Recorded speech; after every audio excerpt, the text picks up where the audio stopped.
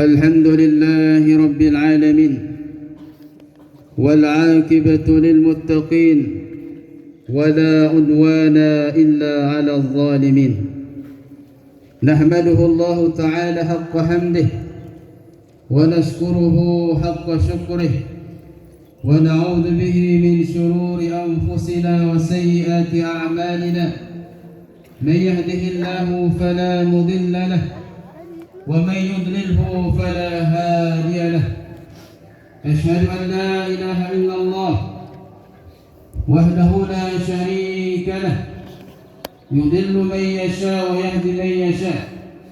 وأشهد أن محمدا عبده ورسوله أرسله الله بشيرا ونذيرا وداعيا إلى الله بإذنه وسراجا منيرا. وتركنا على محجة البيضاء ليلها كنهارها لا يزيغ عنها إلا هالك.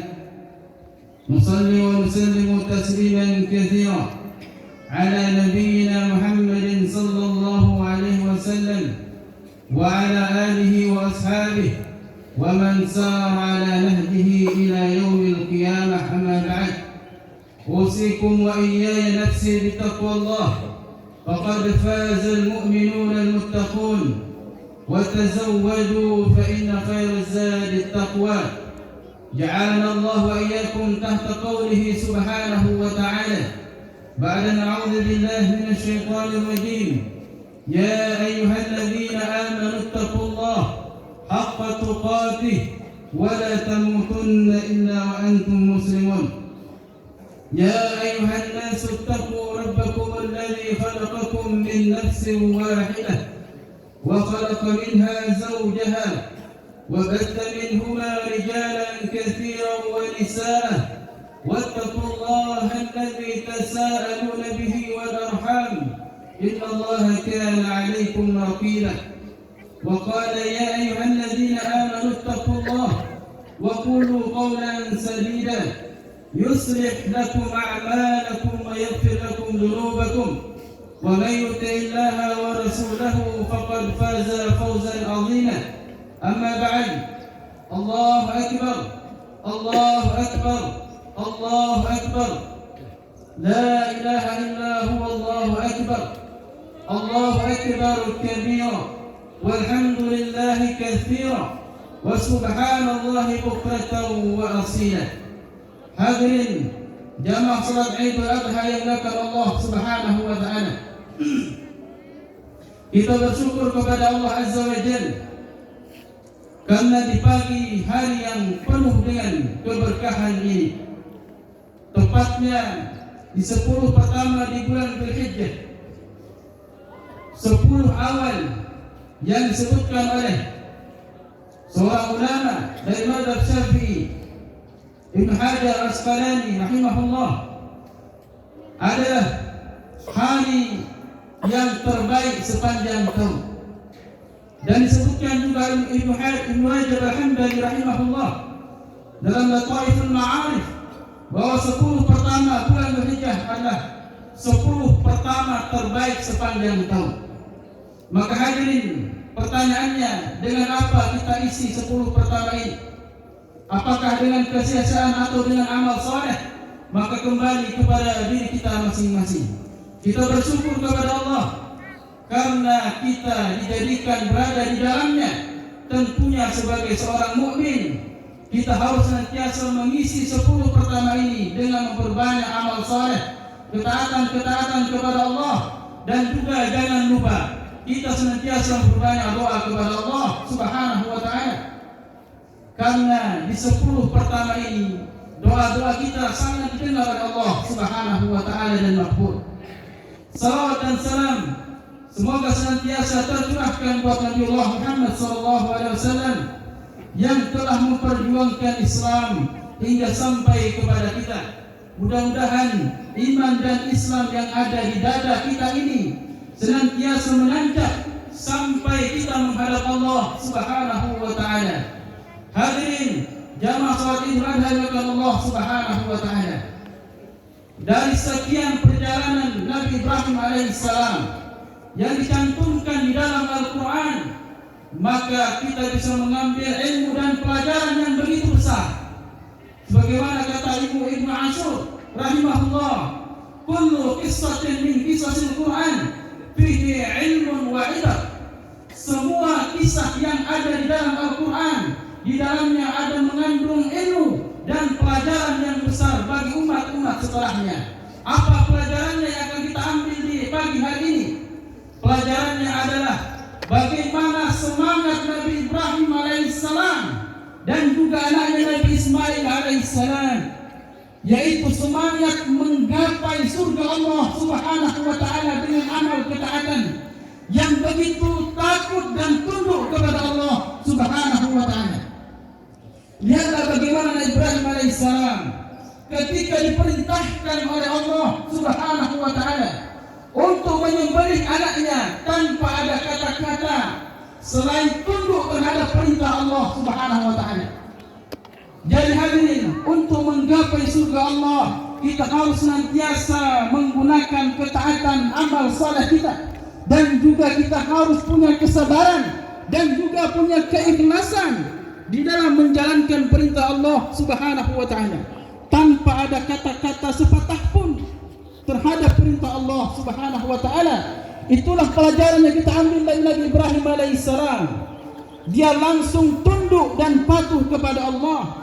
Dan begitu pula dengan istrinya, ditinggal oleh Nabi Ibrahim di padang tandus yang tidak ada pohonan di situ, tidak ada makanan, tidak ada tetangga dan seterusnya, sepi dan tidak ada keramaian di dalamnya. Ditinggal oleh suaminya Nabi Ibrahim alaihissalam dalam rangka memenuhi perintah Allah Subhanahu wa taala. Ketika Nabi Ibrahim beranjak ingin pergi, istrinya bertanya, apakah perintah ini dari Allah? Maka Nabi Ibrahim mengatakan iya. Kemudian istrinya mengatakan, kalau demikian akan menyengsarakan kita. Jangan dikira mentaati Allah Subhanahu wa taala, mendudukan ketaatan kepada Allah akan membuat bangkrut usaha kita. Tidak. Ketaatan kepada Allah hal yang utama, hal yang mutlak yang kita kerjakan. Apa kendaraannya? Yaitu kalau kita ingin mencapai surga Allah, hendaklah kita taat dan tunduk kepada Allah. Yang kedua, hendaklah kita sabar di dalam mentaati Allah Subhanahu wa taala. Yang ketiga, hendaklah kita ikhlas di dalam menjalankannya, murni karena Allah Subhanahu wa taala. Jamaah salatil adha makan Allah Subhanahu wa taala. Menggapai surga Allah tidaklah mudah dan gampang. Berat. Sebagaimana Nabi mengatakan, huffatil jannah bil makarih wa huffatin nar bis syahwat. Jannah itu, surga itu diliputi oleh sesuatu yang tidak banyak disenangi oleh manusia pada umumnya. Surga itu diliputi dengan sesuatu yang tidak kita sukai. Kita bangun di pagi hari, salat subuh berjamaah, dalam keadaan ngantuk kita bangun, karena kita tahu bahwa yang memerintahkan untuk bangun adalah Allah Subhanahu wa taala. Di saat kita bekerja, lagi anak-anaknya diskusi dengan teman-teman kita, rapat dengan teman-teman kita, datang perintah azan zuhur, kita selesaikan itu, kita akhiri itu, karena siapa yang memanggil? Allah Subhanahu wa taala. Pengorbanan kita hanya diminta waktu kita. Beda dengan Nabi Ibrahim alaihissalam, anaknya minta dikorbankan oleh Allah, dia mau dan tunduk. Lalu bagaimana dengan kita? Hanya diminta waktu kita oleh Allah Subhanahu wa taala. Salat itu hanya kisaran 6 menit atau 7 menit, kurang lebih seperti itu. Hanya diminta waktu kita oleh Allah Subhanahu wa taala, bukan anak kita. Kita diminta hanya dikorbankan kambing, bukan anak kita. Masihkah kita berat menjalankan ketaatan kepada Allah? Bukankah kita ingin surga? Surga itu tidak akan digapai kecuali dengan ketaatan kepada Allah Subhanahu wa taala. Apa dalilnya? Surah Az-Zukhruf, tilkal jannatul lati uristumuha bima kuntum ta'malun.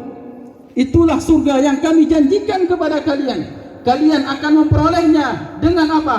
Dengan ketaatan kepada Allah Subhanahu wa ta'ala. Mulut kita ingin surga, tapi kita malas mengerjakan ketaatan kepada Allah, mustahil.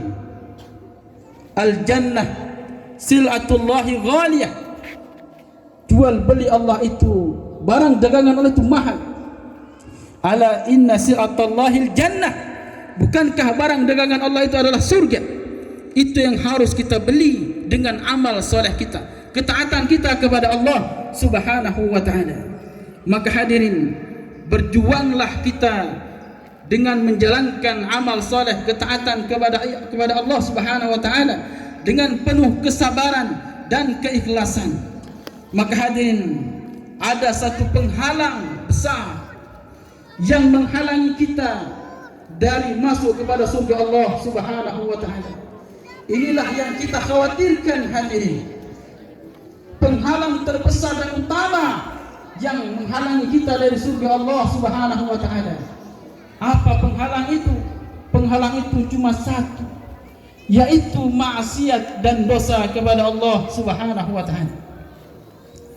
Kita manusia yang banyak dosa ini dicap oleh Nabi SAW al-khatta'un, sebagai manusia yang suka berbuat kesalahan. Pagi kita berdosa, siang kita tobat, sore kita dosa lagi, malam kita tobat, pagi kita dosa lagi. Terus kita berbuat dosa kepada Allah Subhanahu wa ta'ala. Lalu bagaimana dengan kita ingin meraih surga Allah Subhanahu wa ta'ala? Bahkan penghalang untuk masuk surga Allah kita selalu kerjakan, baik siang dan malamnya. Hadirin jamaah salat Idul Allah Subhanahu wa ta'ala, maka kita sebagai seorang mukmin yang beriman kepada Allah Subhanahu wa ta'ala, kita tidak bisa mematikan hawa nafsu kita, karena itu akan mustahil bagi kita.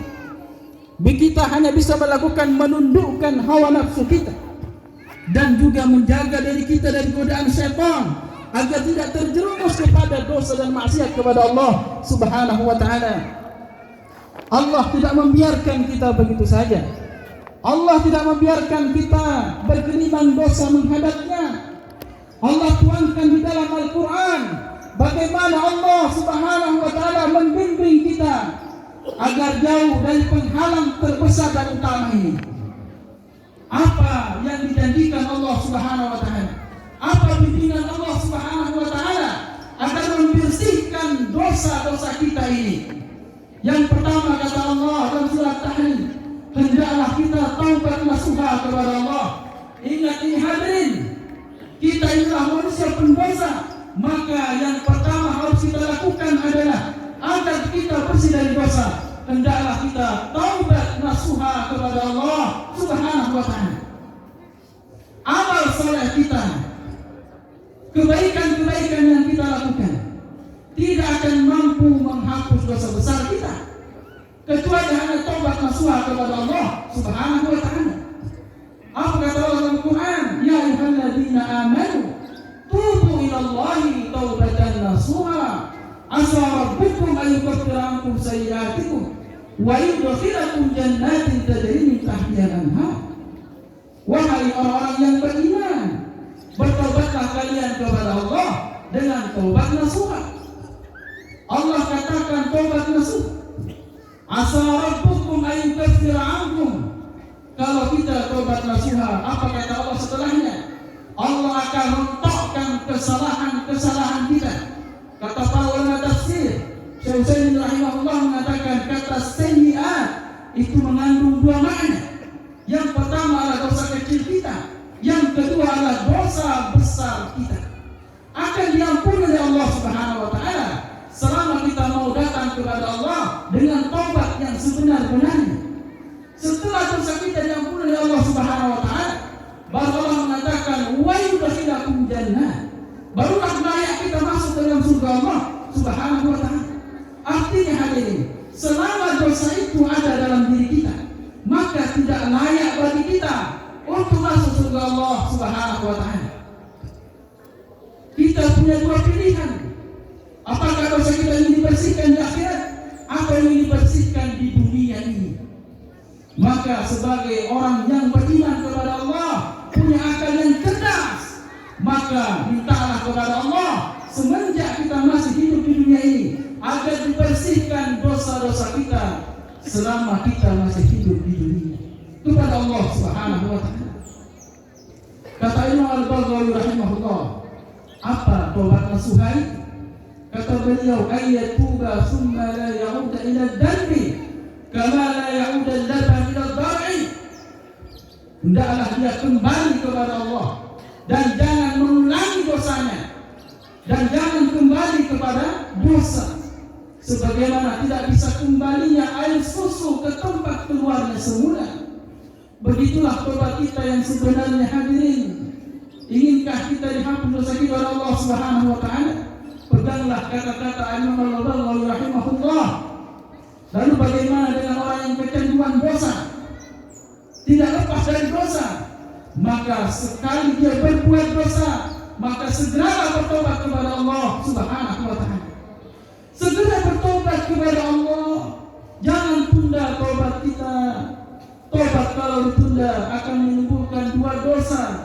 Tobat, dosa karena menunda tobat, dosa karena melakukan kesalahan kepada Allah Subhanahu wa taala.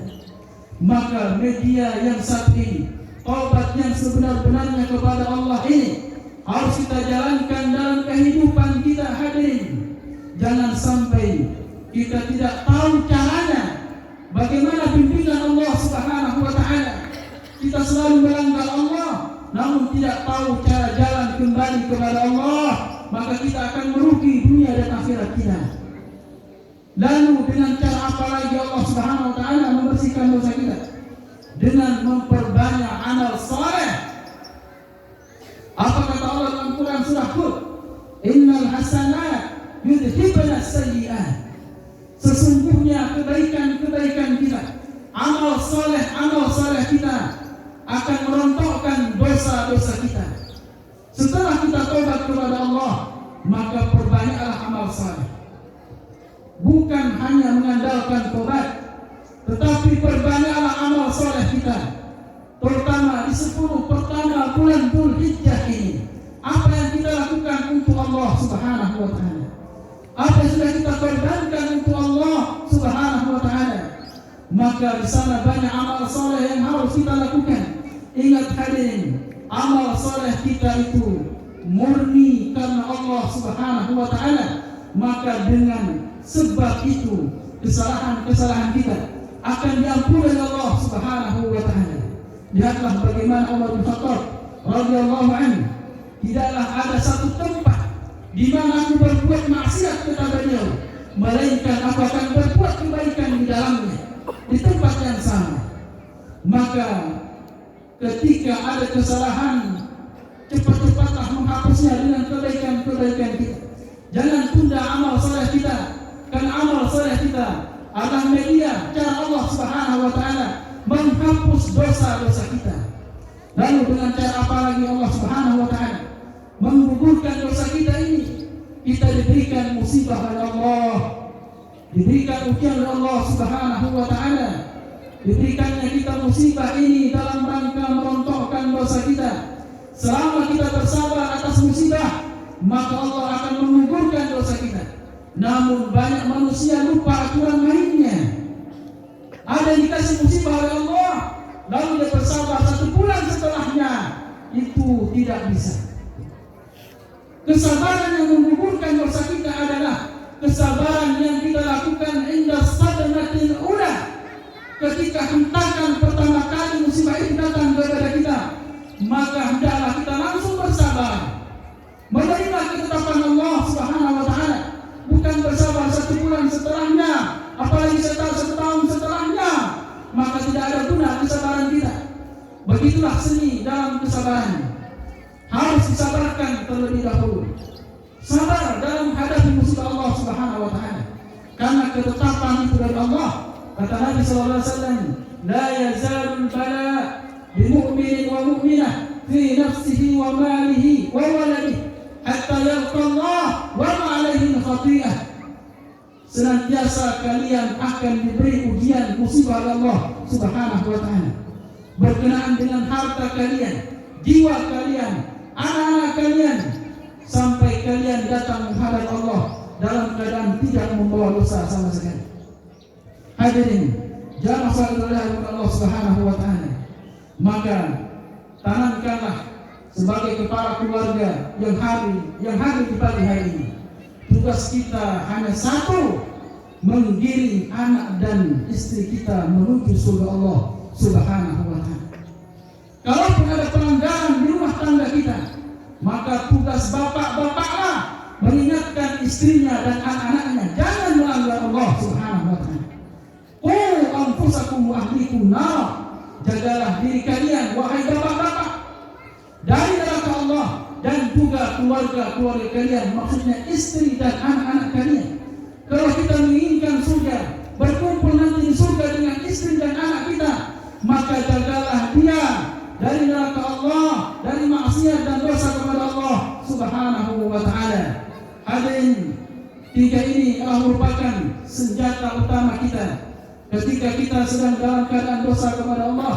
Ingatlah urutannya, kita taubat kepada Allah dengan taubat yang sebenarnya, bukan hanya taubat lanjutkan dengan memperbanyak amal saleh, dan juga ketika kita mendapatkan ujian hendaklah kita bersabar kepada Allah Subhanahu wa ta'ala.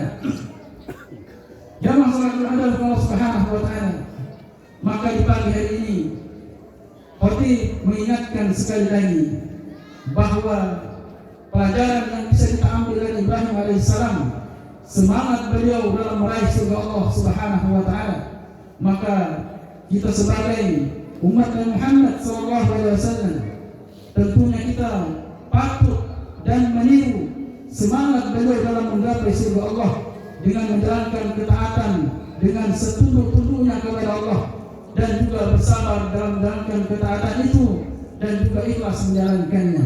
Mudah-mudahan kita senantiasa berada dalam ketaatan kepada Allah, dan juga yang terpenting adalah Allah gugurkan setiap dosa-dosa yang kita lakukan.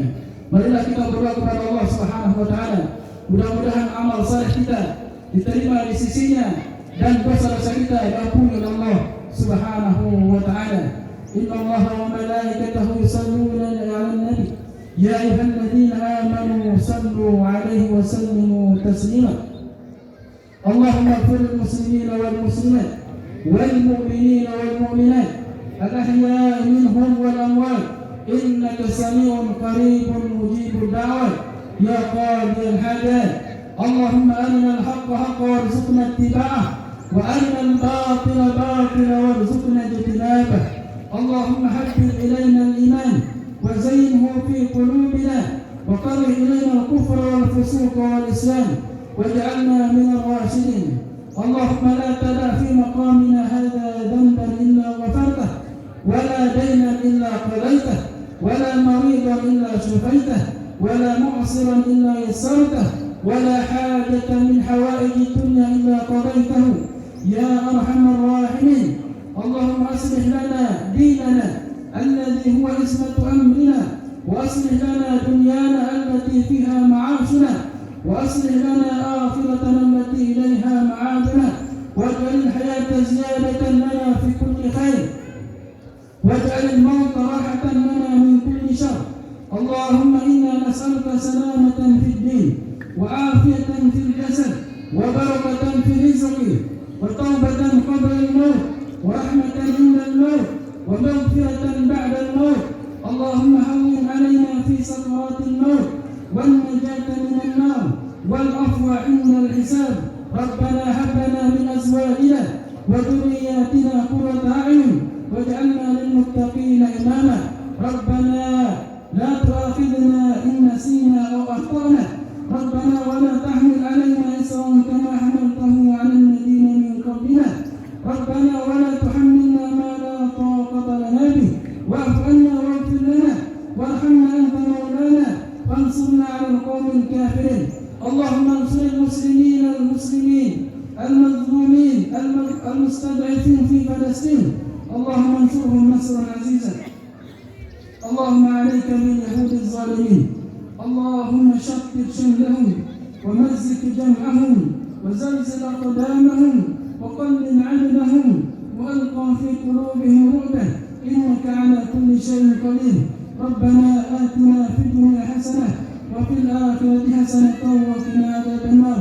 وصلى الله على نبينا محمد وعلى آله وصحبه وسلم. عباد الله، إن الله يأمركم بالعدل والإحسان وإيتاء ذي القربى وينهى عن الفحشاء والمنكر والبغي يعظكم لعلكم تذكرون. ولذكر الله أكبر. وآخر دعوانا الحمد لله رب العالمين. Demikian, Assalamualaikum warahmatullahi wabarakatuh.